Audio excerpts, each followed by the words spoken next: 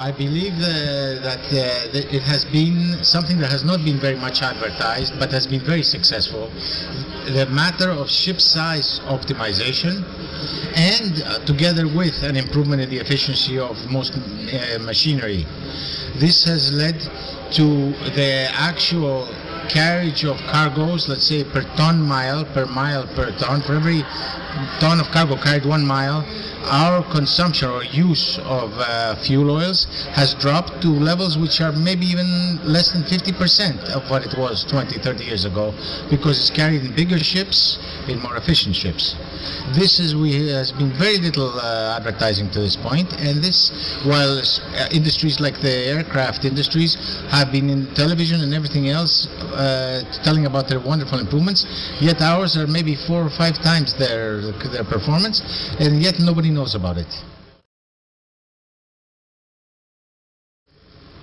I believe that there is a large onslaught of many environmental requirements coming down the pipeline, and the owner is faced with a very, very difficult decision, because this would eventually require him injecting maybe up to 40 or 50% of the value of the vessel in some of the medium-aged vessels into machinery that has not yet been proven to be effective and efficient.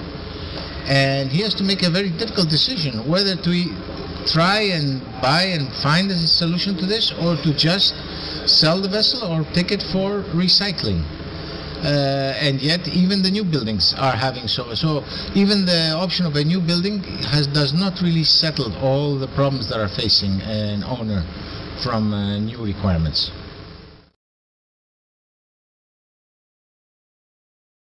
Well, like everybody else, I'll have to reply that it is a very big factor is how much of the time will a vessel be in an ECA area.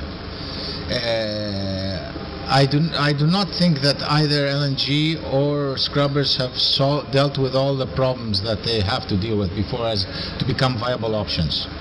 So I believe that if you're not going to be spending anything more than maybe 25% of your time in ECA areas, I think you would definitely have to go with gas oil and distillates.